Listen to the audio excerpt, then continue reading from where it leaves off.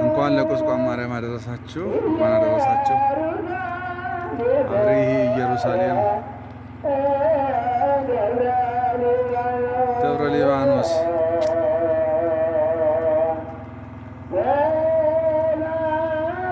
አሁን እዚህ ቀን ነው ማህሌቱ። አዲስ አበባ ጠዋት ተቀድሶ አውቅቷል። እዚህ ግን ማህሌት እየቆመ ነው ዛሬ ቁስቋም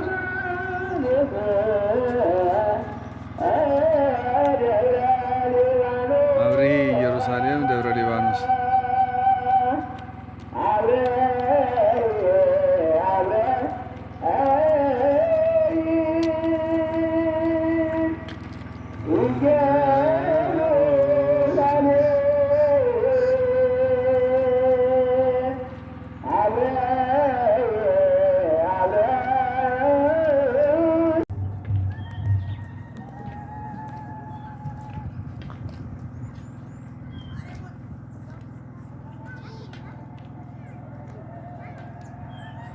ሙባረክ ያዘነፈተ ሙባረክና ደመረነ ብሎ ዘዋህበነ ፍታው ቅዱስ ደሞ ከቦረ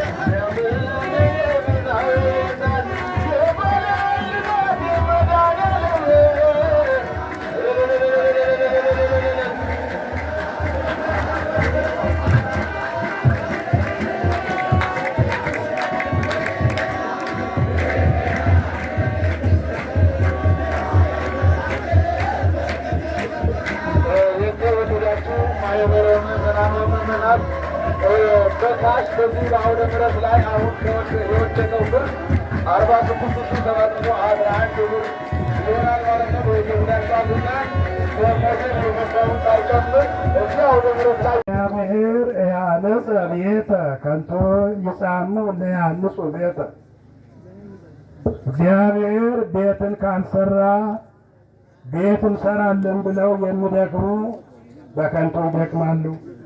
መዝሙረ ዳዊት መዝሙር 126 ቁጥር 1 ይህንን ቃል የተናገረው ልበ አምላክ የሆነው ነቢየ እግዚአብሔር ቅዱስ ዳዊት ነው። ነቢየ እግዚአብሔር ቅዱስ ዳዊት የእግዚአብሔርን ፈቃድ የእግዚአብሔርን ፍላጎት በየጊዜው በየሰዓቱ ተናግረዋል። እስካሁንም እየተናገረ ነው። ወደፊትም እየተናገረ የሚኖር ነው። እግዚአብሔር አምላክ በነቢዩ ላይ አድሮ ከተናገራቸው ቃላት አንዱ ቤት እንሰራለን የሚሉ ሰዎች እግዚአብሔር በረድኤት በእነሱ ላይ አድሮ ቤት ካልሰራ በከንቱስ ይደክማሉ። ለምን ቢባል ቤት ለመስራት የእግዚአብሔርን ፈቃድ መጠየቅ ያስፈልጋልና። ወይትክሉ ገቢረ ወይምንትኒ ወይምንተኒ ዘእንበሌ ያለኔ ምንም ምን ማድረግ አትችሉም ብለዋል ጌታችን መድኃኒታችን ኢየሱስ ክርስቶስ በቅዱስ ወንጌል በዮሐንስ ወንጌል ምዕራፍ 15 ቁጥር 4 ላይ ያለ እግዚአብሔር የሚደረግ ነገር የለም ማለት ነው። ስለዚህ በዚህ ዓለም ቤት ሰርቶ ከብዶ ወልዶ ለመኖር የእግዚአብሔርን ፈቃድ መጠየቅ ያስፈልጋል። እግዚአብሔር የፈቀደለት ብቻ ቤት ሰርቶ መኖር ይችላል ማለት ነው። ይልቁንም ደግሞ ቤተ እግዚአብሔር ለመስራት የእግዚአብሔርን ቤት እግዚአብሔር የሚመሰገንበት እግዚአብሔር የሚወደስበት ስጋው ደግሞ የሚሰጥበት የሚታደልበት ስጋው የሚፈተትበት ደሙ የሚቀዳበት ቅዱሳን መላእክት ለአገልግሎት ለውዳሴ ለቅዳሴ የሚወጡበት የሚወርዱበት መገናኛ ቦታ ቤተ እግዚአብሔርን ለመስራት የእግዚአብሔርን ፈቃድ መጠየቅ ያስፈልጋል። በዚህ መሰረት በቤተ ክርስቲያን ታሪክ ብዙ ሰዎች ቤተ እግዚአብሔር ለመስራት ተነስተዋል። ብዙ ሰዎች ቤተ እግዚአብሔር እንሰራለን ብለው ተመኝተዋል፣ ጥረዋል፣ ደክመዋል። ነገር ግን እግዚአብሔር የፈቀደላቸው ብቻ ናቸው የሰሩት። ከእነዚህ መካከል የቤተ ክርስቲያን ታሪክ መጽሐፍ ቅዱስ እንደሚነግረን ታላቁ የእግዚአብሔር ሰው ነቢየ እግዚአብሔር ቅዱስ ዳዊት ነበረ። አዎ፣ ስለዚህ ነው ነቢየ እግዚአብሔር ቅዱስ ዳዊት ቤትን እንሰራለን የሚሉ ሰዎች በከንቱ ይደክማሉ ብሎ የተናገረው ያለ ምክንያት አልነበረም።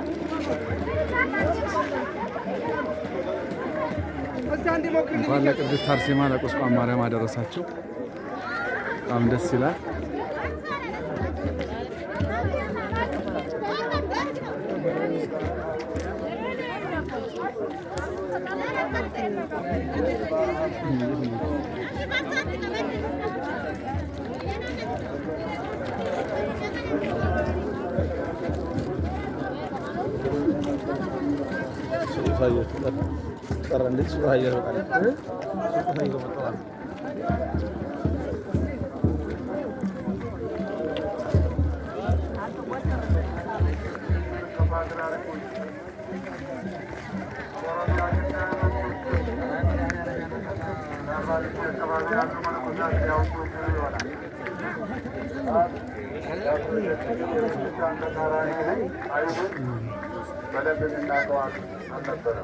ነገር ግን የቤተክርስቲያን ሰዎች እንዳልሆኑ ይታወቃል።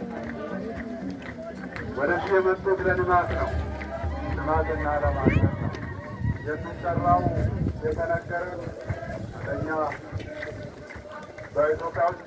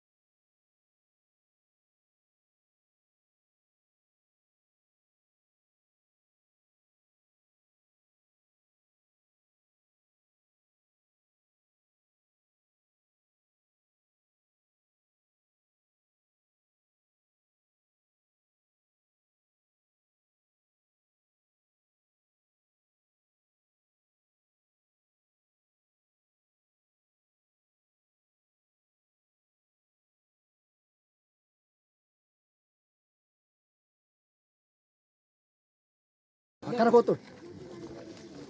Darbi tinta. Darbi ከፊት እንደሱ አዝ darbi se. ከፊት ወደ አንተ ይዝብል አባ እየሰጠ ይዝብል ሄሎ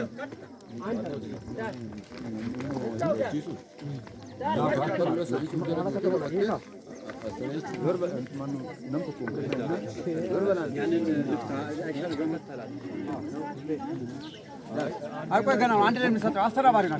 ችግር የለም አስተናጋጅ ናቸው። በኋላ ነው የኛ በኋላ ነው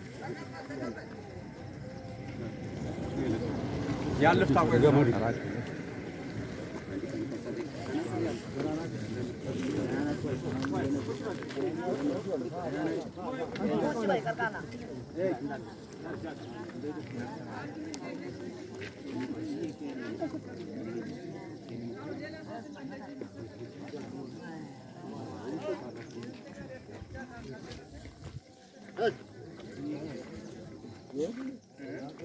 Hola malayo.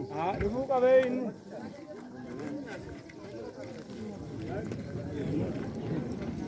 Darba kare hello. Kottu.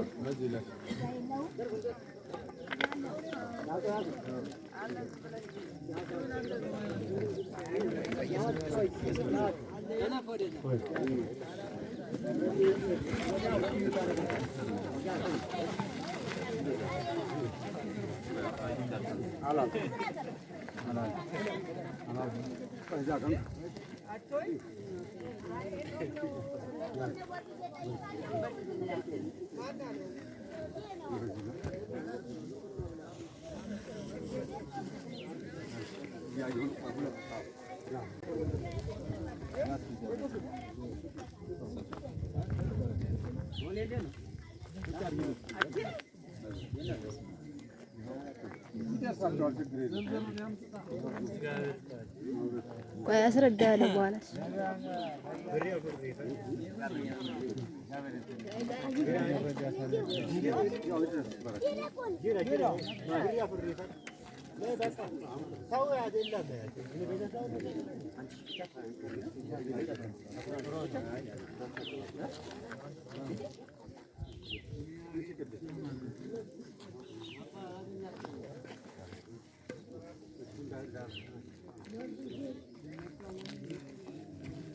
ፈቃዱ ያለ እሱ ግን እዚህ ጋር አስቀምጥ። እሺ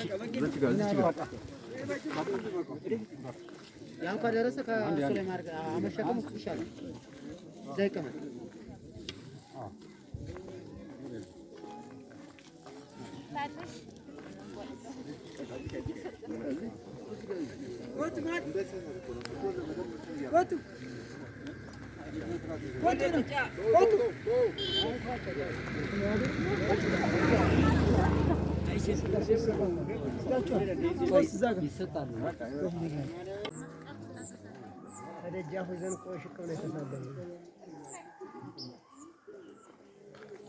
ደብረ አስቦ